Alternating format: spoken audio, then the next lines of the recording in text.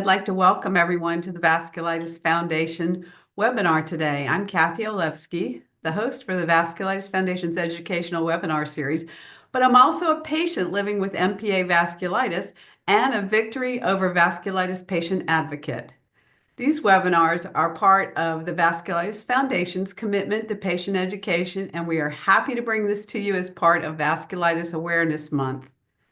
Today's webinar is Reroutes, or Managing Obstacles on Your Vasculitis Journey. And we have a few vasculitis patients with us today to help us all understand how we handle things. I would like us all to introduce ourselves, and I think I'm going to start with Molly, if you'd like to go first. Sure. Thanks so much, Kathy. Welcome, everybody. My name is Molly McManus, and I live in Duluth, Minnesota. And I was diagnosed with EGPA in 2020. We're going to answer all of us are going to answer some specific questions just to help you get an idea of where we are in our journey and some of the things about our journey with vasculitis. And the first one I want to talk about is what is my status right now? Where am I at in my vasculitis journey? And what I like to think about is it's complicated. It's sort of like a relationship status on Facebook, right? It's complicated. And what that means is I'm in remission, but I still have ongoing life interruptions because of my EGPA that I get to navigate with the tools that I bring in and the help and support of, situations like this, the Vasculitis Foundation. So for me, one of the big things that is a bump on my journey or something that is a complication on my journey is navigating the systems that we have to deal with as a patient with vasculitis. And that might be the insurance systems, that might be copay issues, and it might even be just moving through the healthcare system and, surfing doctors and surfing the different people we have to see. So that I would say for me is one of the things that has been a complication and that I continue to work with to try and navigate it better. And how do I help myself doing that? The things that I think are most supportive to me are, what I do, which is gentle soma yoga practices, keeping my body and my mind a little bit freer, a little bit clearer, a little bit more comfortable, and trying to use those practices to help me engage with the things that enchant me in my life, creativity, gardening, all those kind of great things. So remembering to tune back into those places in my life. So that's me, Kathy, and everybody. So welcome again. Okay, thanks, Molly. I think we'll call on Art to go next. Hello, everybody. My name is Art Diaz, and I live in Garden Grove, California, out here in Southern California. And I was diagnosed with GPA in 2019. Took me about 5 years to go into remission and also about 5 years to get off all medication. Where am I at now?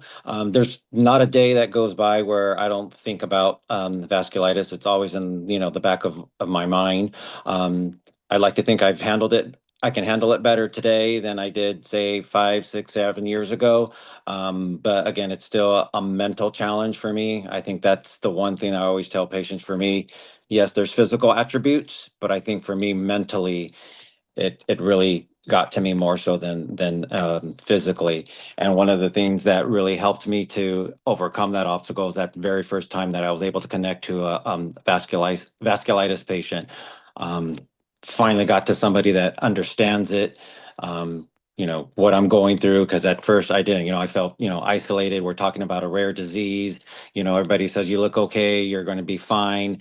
But no, this is a life-threatening disease. And until I spoke to somebody that, had my same condition, it was like it opened the door. And then today, I do the same. I have a great support staff with this vasculitis community. Now I talk to newly diagnosed patients. It's just a way of, giving back. And then it also helps and motivates me to strive forward on a day-to-day basis. Okay, thanks, Art. How about you next, Jen? Sure. Hi, everyone. I'm Jen Gordon, and I'm living with EGPA. I was diagnosed in 2014, originally from Philly. Now I live near Los Angeles. So I'm not in remission, unfortunately. I'm on a lot of medication, but I still have active disease, and that's been a struggle for me. And my biggest obstacle is the fatigue and the day-to-day grind, why it's so much harder to do everything I want to do. So what I try to do is focus on, it's kind of counterintuitive, slow down, right? Rather than try to speed up and focus on things that are the priority. So being able to really identify what's most important for me and focusing on one thing at a time. And I think vasculitis has given me a lot of clarity in terms of what I want to spend my time on, and the people in my life that are important to me, and being able to focus on those things and just trying to let go of everything else and all the noise.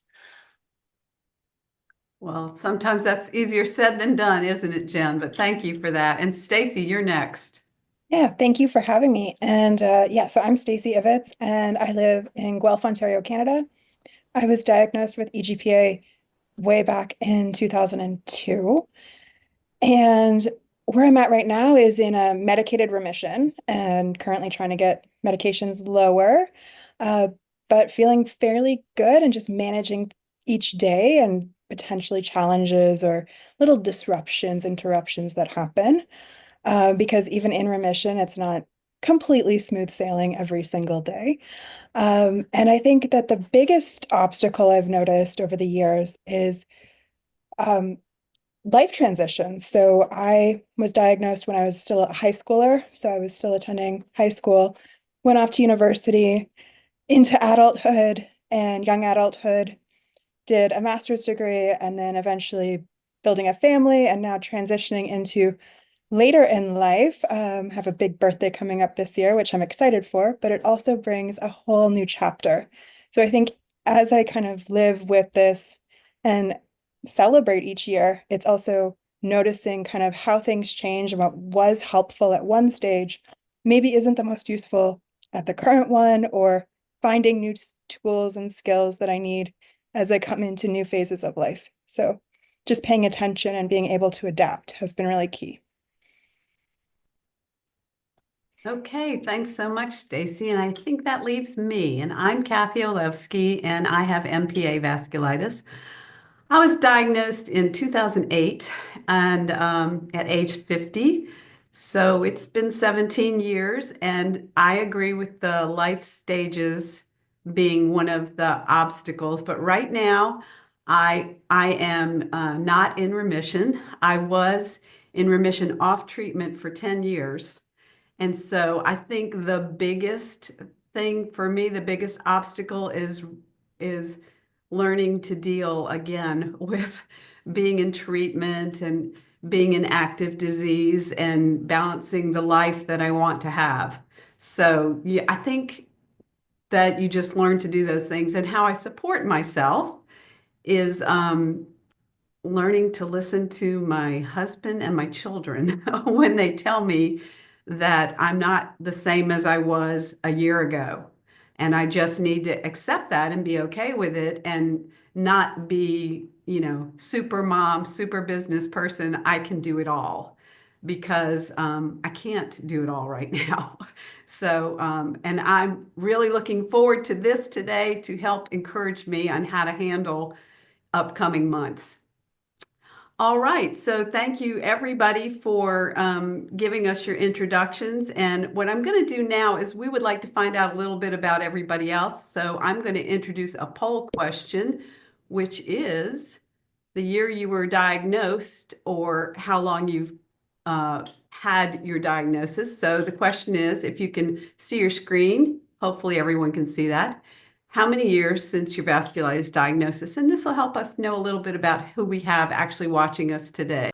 All right, so it looks like I'm going to end the poll, and it looks like we're at, let me see if I can share these results here.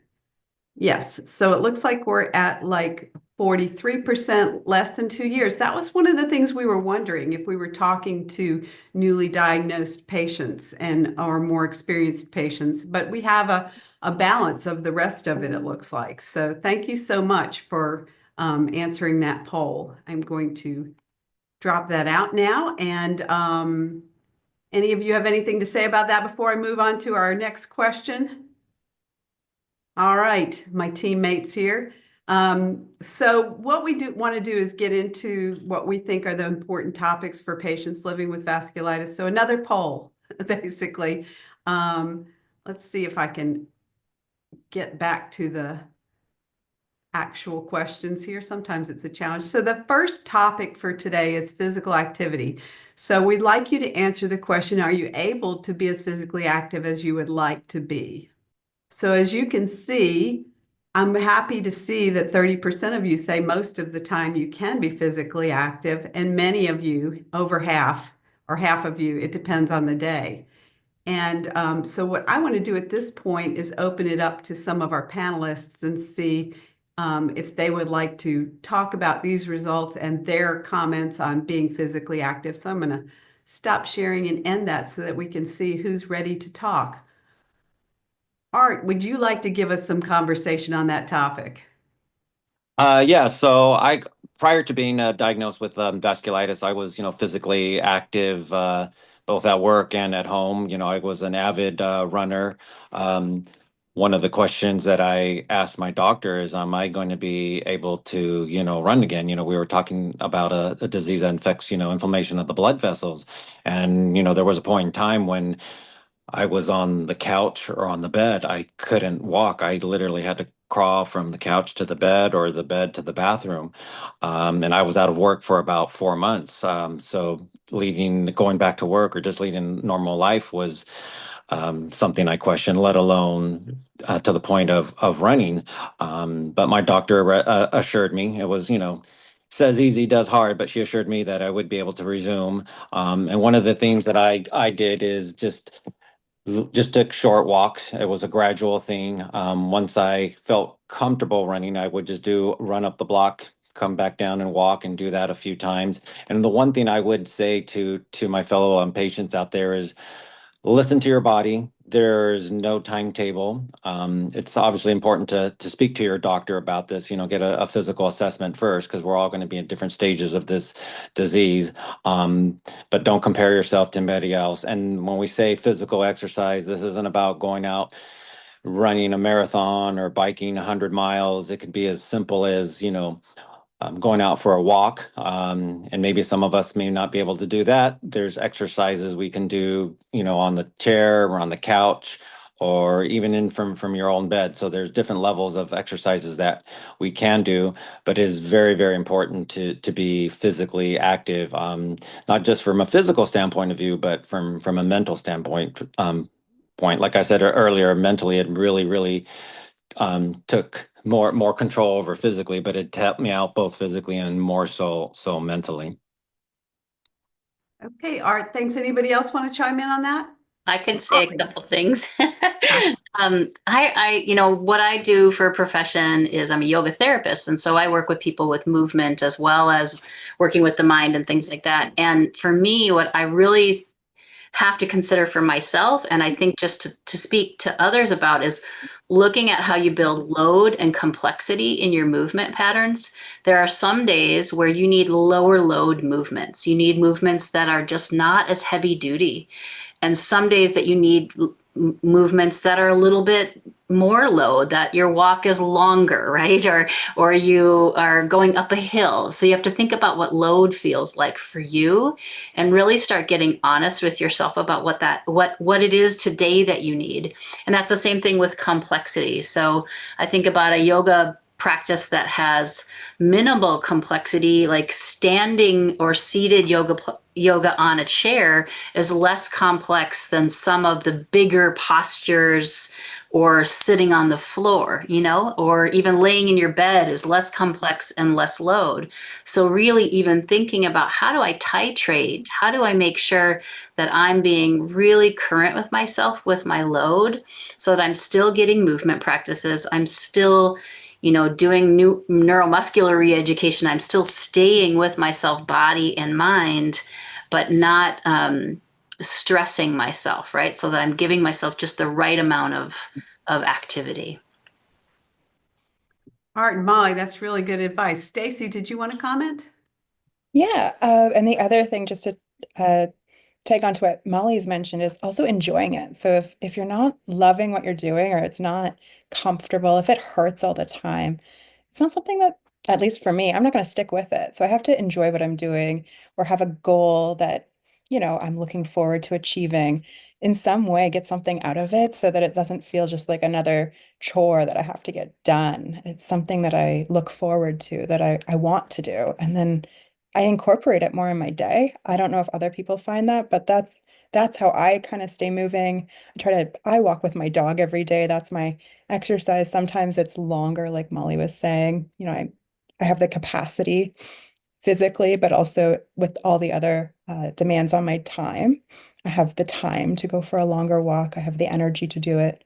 And so it's really great. Or sometimes like today, it's raining and I'm not probably going to get out for very long with him, but it's a commitment to him, it's a commitment to myself. And so I will get out there just for a little bit. And that's okay. Okay, thanks, Stacy. I will add to that a little bit. I have spent most of my life professionally in the fitness industry. I'm a martial artist. And actually, my husband and I just celebrated 50 years in business as martial artists, and we turned our business over to our son. So I struggled, honestly, with this topic a lot. It was a huge part of my mental health is being physically active. And I know that when I was first diagnosed, I spent 6 years on and off treatment and was pretty much inactive and very not able to do anything physically. It hurt so bad. It was so tiring.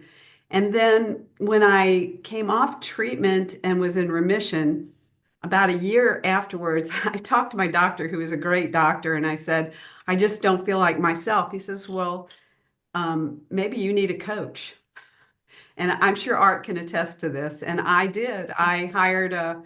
Even though I was a fitness professional, I hired another fitness professional to train me. And I just listened to another webinar where one of the doctors spoke so eloquently about getting into physical therapy. He said, in most cases, you don't even have to have a doctor referral to go to physical therapy. You can see a physical therapist and then they will submit a request to your doctor. And I just think these are great pieces of advice. Get a coach, get another patient living with vasculitis or a rare disease that can help you through these things. Don't try and do it on your own.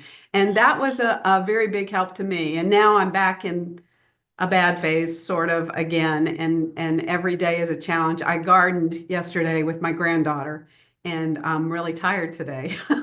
So using the spoon theory, those of you that are familiar with it, I used all 12 yesterday. I don't have any. So I'm doing a webinar and I'm going to sit on my couch this afternoon. So I think, and I think everybody's had some great contributions to this. I hope this helps all of you that are watching. Anybody else before we move on? All right, let's move on to the next poll, which is about one of our favorite topics, which is, make sure I get this in the correct order, fatigue. Yes, our favorite topic of many of us, or not favorite topic. So let me just find my polls again. Sorry, everybody. All right, let's see if you can answer a fatigue question for us. What is the impact of fatigue on your quality of life? All right, I'm going to end the poll now and share with everybody what the results look like. So it looks to me like the majority of you are in the category of still impacts my ability to live the life that I want to live. So I think we're going to talk about that with some of our panelists, because I think we all have very strong feelings on this. So let me just see who wants to go first on this. Who wants to speak up? Jen Gordon, you haven't spoken yet. You want to talk about fatigue at all? Sure. So I mentioned it's an obstacle for me. It's been throughout the journey, but I guess I like to go back to what we were talking about the physical nature and how do you decide what to do with yourself? How do you conserve your energy and spend your time? And I think being able to to go for those high value activities, the things that are most important to you, first, and figure out how to plan around them helps me to manage the fatigue. And, you know, especially for the newly diagnosed folks, you have a laundry list of things that you think you need to take care of.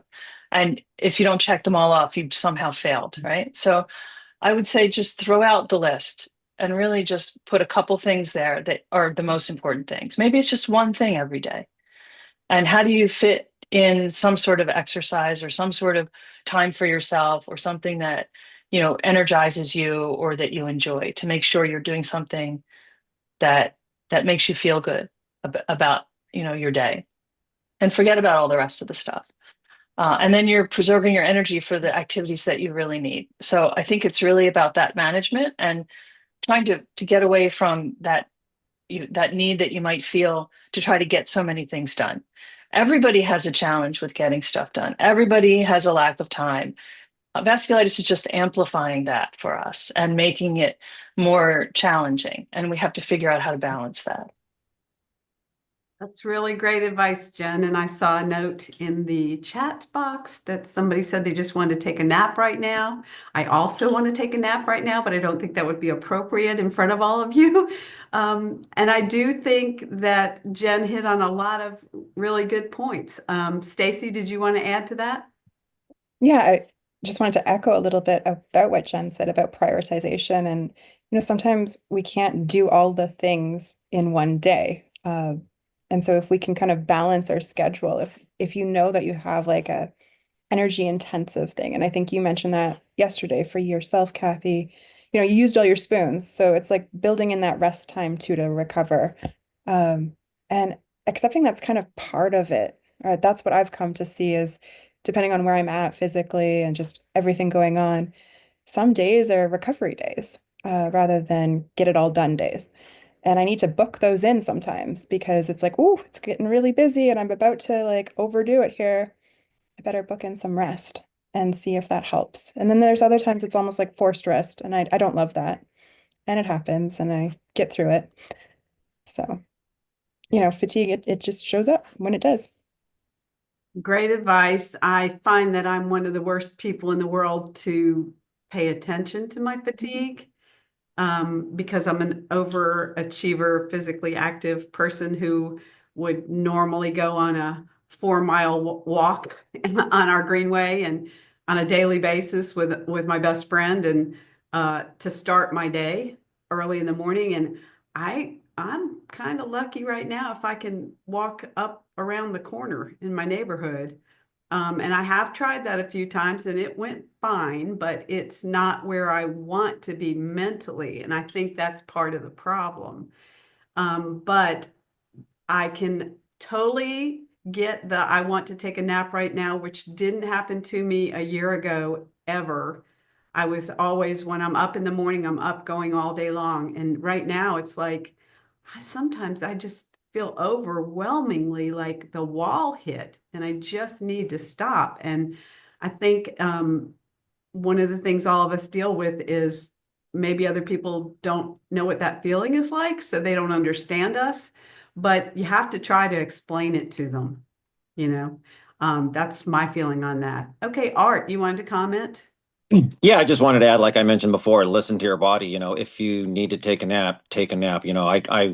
I was one never to take naps, and I had to find myself to take a nap once or twice, and it was hard at first because, like, I've been sleeping all this time, and why am I wanting to take another nap? And it's, sometimes it's just your body telling you you need to rest. And it's just like it was mentioned before, hey, maybe just today is going to be an absolute rest day. So it's okay to tell yourself, hey, it's today's going to be an off day for me. I just need to retune my body, and I'm just going to sit on the couch and rest. So it's a very, very important to again, listen to your body, and hey, it's okay. You know what? Take a nap, or today's just, I'm not going to do anything today. But at the same time, find something to reward yourself. Maybe at the end of the day, maybe it's, read a book, connect with a friend, listen to classical music, something that will, give you some sense of accomplishment at the end of the day.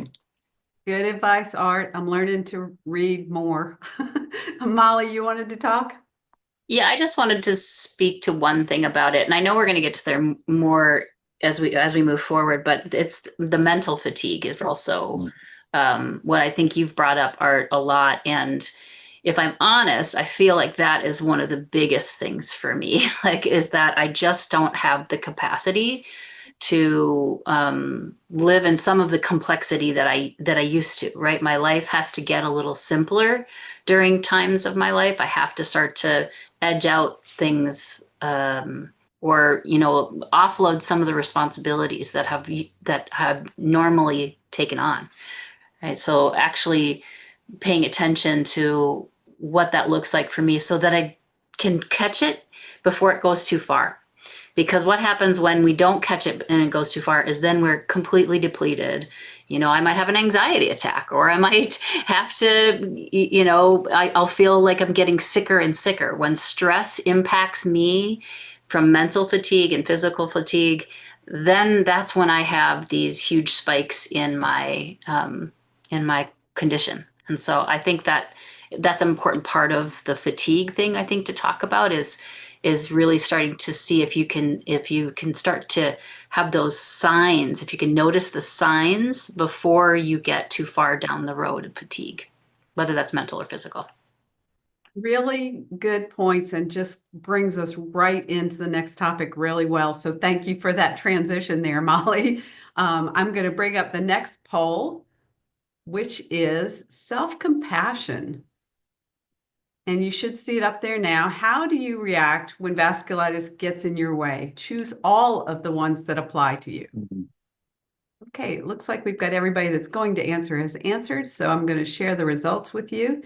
And it looks like a lot of you do a great job of giving yourself space, and a lot of you also push yourself too hard. So these are, and I like that many make adjustments. So it's good to see these results. I wanted the whole panel to see them so that we can talk about them properly in the next minute. So I'm going to stop sharing, and then who wants to go first on this topic? This is a big topic. How about Jen Gordon? We haven't heard from you in a bit. Yeah, actually, I wanted to address a comment that Bonnie put in the chat about what causes fatigue. Before we get to the other part of the question, Sure. is it the medication or the disease, especially for the more newly diagnosed? And it can be both, right? So we know, some of us have been living with vasculitis for a long time, still talking about fatigue. It may not be the medication, but in the early days, it can be. And you really should talk to your doctor or make sure that you're communicating with them about fatigue that you're having in case they can make some adjustments. That's a really good point, Jen. And I want to say that we actually just did an entire medical webinar about that topic.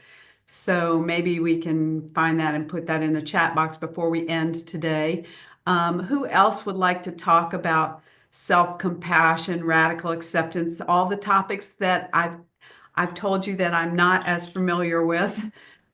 Stacy, you want to talk a little bit? Yeah, sure.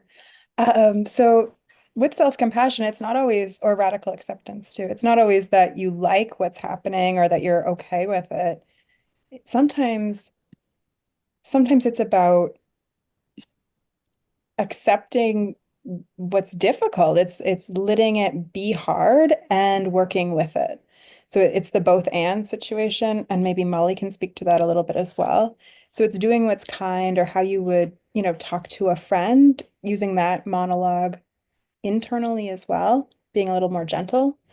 Um, to take a rest, let's say, since we were just talking about fatigue. So you really hate taking a rest, but you're feeling it. It's like you've hit a wall. You have these things that need done, or you were hoping to go out with friends or something, and you just can't. And instead of beating yourself up for it, it's taking a moment to be like, oh, I really don't like this. And fighting this reality isn't going to make it any better. So I'm going to be really kind. I'm going to talk to myself the way I'd talk to my daughter or my son, to my best friend.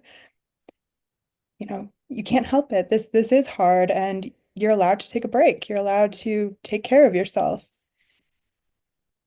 That's what I try to do. And it's easier said here than actually practice in real life. So I get that. And I think it's one of the biggest changes I've been able to make for myself, especially since becoming a mom, I don't have the same energy or capacity that I used to. Yeah. Okay, Molly, you want to add to Yeah. that? Sure. Yeah. Thanks, Stacey. That was really great. I think part of it is discovering what also fills your cup, right? And so much of what we do, we're either spending our energy or we're building our energy, and or we're building our resources. And much of our life does take that kind of spending, and moving into it with less drama is helpful. Around my house, we have this phrase, which is, when something goes wrong, try not to make a big deal out of it. Try to like let yourself go, here I am, right? And just sit with what is, as Stacey's saying. That's one, I think, avenue toward really working with the complexity, but then always to be considering what helps fill you up. What are the things in your life that actually give you the resources and resource you so that you can go back into the journey, right? And so that might be simple things. It might be just spending time with your family. It might be being in nature. It might be watching a webinar from the Vasculitis Foundation. Honestly, I've felt very resourced many times by seeing some things that have helped me confirm, um, you know, what's going on with me, that I feel validated. And I love the things that are coming in here: meditation, crafting, coloring. That is my jam as well. So all of those creative pursuits are great. And I see Jen's got her hand up too. Okay, Jen, you're next. Yeah, I just want to encourage everybody, think about stuff that might not be obvious to you. Like I'm a big introvert. I spent decades working in the lab, and I forgot how much I enjoyed being in nature. And I have a puppy, and just going and handling the puppy. So go back to your roots, go back to things maybe you overlooked, maybe you've moved on and forgotten about that were important to you. Try new things, right? This isn't a new thing in your life, vasculitis. And there are going to be challenges along the road. And like Stacey was saying earlier, different times in your life, different things work. So just get out there and try something else. Okay, great, Jen. Hey, Art, do you have coping mechanisms for these kind of obstacles? How do you take care of yourself? Yeah, so sometimes, like I said, I'm a runner, but even in it, if it's not something I feel like going out running, it's just going out, taking a walk. Sometimes I grab my kids and it's just to be out in nature, get some oxygen, some sunlight, and just take some steps around the block a few times can be nice. Sometimes I even do that at work just to get away from the store. Just, on my lunch break, I'll take a walk around the shopping center just to break the tension there. And it's just going out for a walk, and just it's 10-15 minutes can do so much for me, from a mental aspect. That's so true, and we appreciate that advice, and I'll echo all of that. That for me, it is outside time that gives me the break. I hate the days when it's too rainy and I have to think of something to do inside but I usually just take care of my plants or something on those days. But I can tell you that during COVID is when I think other people maybe understood me a little bit, because a lot of us were in our houses during COVID. And my daughter had just moved home, coincidentally, transitioning from one job to another and wanting to buy a house. And she helped us create outdoor space in our backyard. That was so fun. We strung lights from the back deck down into the woods. We put a bench in the woods. We went down there at night. We put a mosquito thing out there, bug zapper. Um, I just really enjoyed my own backyard more because I put effort into it because I couldn't do other things. I was scared during COVID to go anywhere because I was afraid something was going to happen to my vasculitis. So these things, everybody has different ways of doing these things. Any final comments on this before we start? Hey, I hope some of you that are watching will put something in the question box to ask these panelists. They're dying to answer your questions. So if you have something you'd like to ask, I don't see any questions unless somebody put it in the chat box. But I do see a lot of really great comments in there. Somebody just said, I rearrange my furniture and wall art when I have energy. So to each their own, everything helps with this. And I saw an earlier comment from, I think it was Tristan, about how somebody said, but don't you hate it when they say, but you look so good? Um, I do and I don't. I'm the person that gets up every day, gets dressed, does my hair and makeup, and it's because I like what I see in the mirror and it makes me feel better. And I would rather somebody tells me that I look good than tells me that I look tired. So that's just for me. Everybody's a little bit different with that. Stacy, did you want to add? I can't hear you. I wanted to highlight one of the comments that a participant made about, I think it was Tristan again, saying no without guilt. I think that's so important with fatigue or with, practicing self-compassion and noticing where your like energy's at. And if you can't do something, just a simple no. There, it's nice if you have the energy to explain and if people are willing to understand. And also reminding yourself that not everyone is listening or wants to hear what you have to say about that. And if you don't have a lot of energy, it could be wasted breath. And so you can set that limit and leave it without explaining. And it's hard to do, but sometimes, especially when things aren't going great, that's what has to happen so that you can put yourself first. We all have to do that once in a while. Very important. Art, you wanted to add something? Yes, one thing I, forgot to mention and I saw in the comment box, is yeah, leave your phone behind, go out for that 10-15 walk and that is your time. That's me time, no one's there to text or bother me because I did find myself in that trap where go out for a walk and, someone's calling me about work, about a situation or texting me about something and it's like, hey, that's just go out for a 10-15 walk and it's going to block that time just for me. So it's a small thing, but it's a really big thing. Just put the phone down, leave it alone, and enjoy that time to yourself. Yeah, and I'm gonna bring up a question that's came up in the chat box. Do you ever tell your loved ones that you feel much better than you actually do because it eases their fears for you? I do this every day. I don't want to. I want to learn how not to. Anybody else want to comment on that? Yeah, I think it relates to the but you don't look sick comment, right? When someone says, "Oh, you look great." Well, I mean, you should see what I looked like before the vasculitis, but okay, that's all right. Um, they're doing it out of love. They want you to be better. They want you to be good. They ask you if you're getting better because they want you to tell them yes. So I try to just think about it that way and not take it personally, because I've even had my own doctor say, "Hey, you look good." I'm like, "You're not supposed to say that," right? Yeah, a lot of doctors have learned not to say that because it is like a hot button for many vasculitis patients because you cannot see the ravages of what's going on inside our bodies. And it's okay that we look good on the outside. We had a life prior to vasculitis and we worked hard. And many of us, that's what our image is that we want you to see. But I have a super patient husband who I swear he asks me every day, how you doing today? And I tell him honestly every day. And I feel like, could I just find a more positive message tomorrow? But he doesn't need a more positive message from me.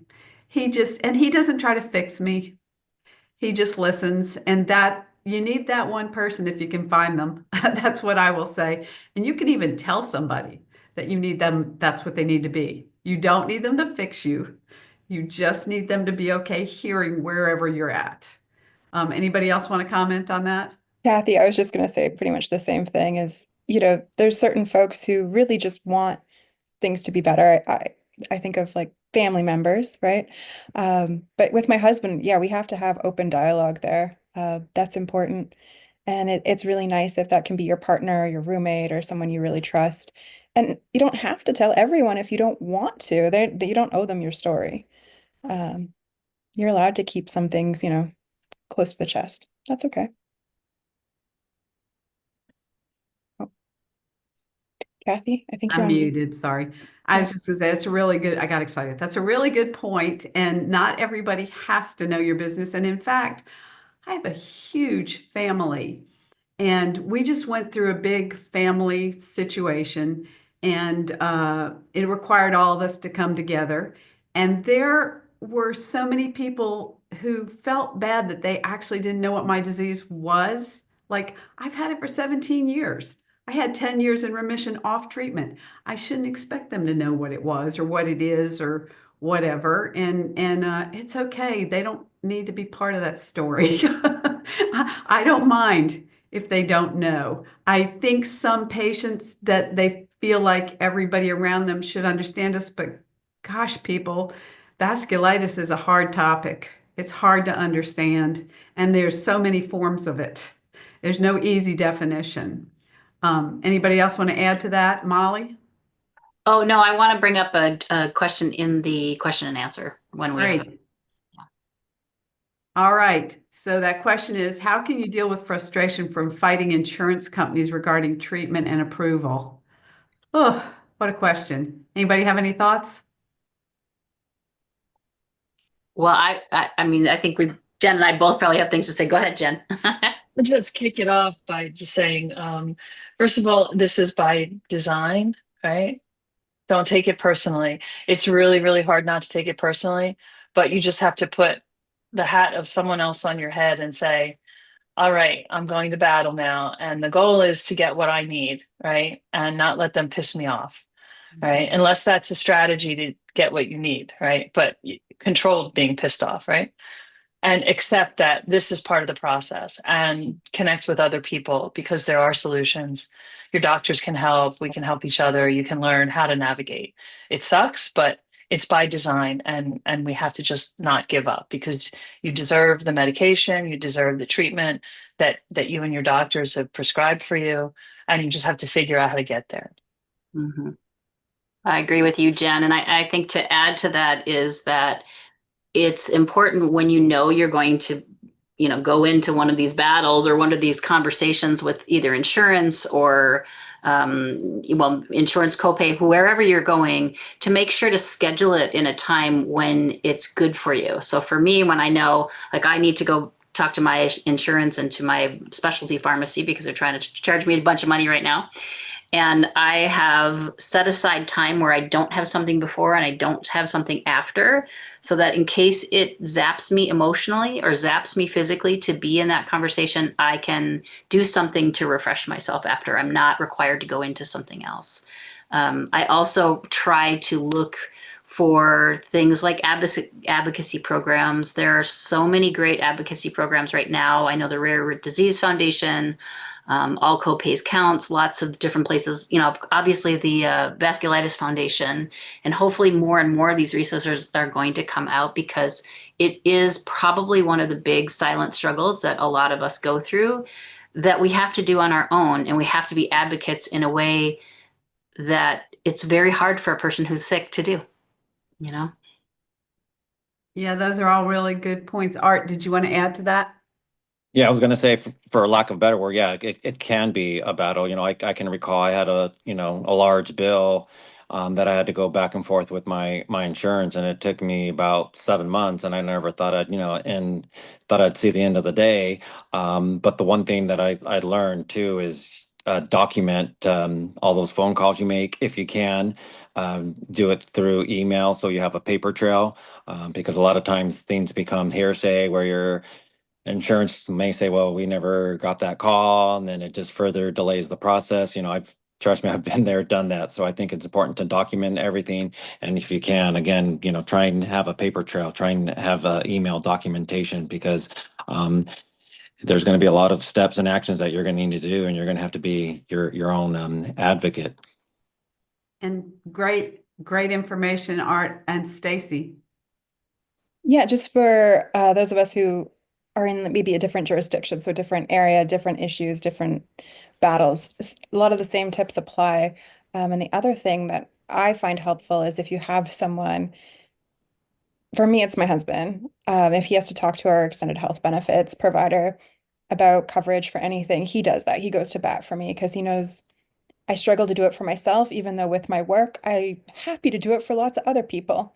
Uh, but I just can't seem to have that same motivation for myself. And if you have a person who will have your back and go and have those conversations on your behalf, that's really important. And you use your team around you if you can. If you're on your own doing it, all these tips of document, paper trail, schedule the time in, all of that's really key. And for us, like in Ontario, if you're attached to one of our main like university medical centers, there's usually a social worker they can put you in contact with. It doesn't cost you anything, who's happy to help you advocate for any kind of extended coverage that you might need for medications or things like that. That's really great information. Jen, did you want to add to that? Yeah, I do.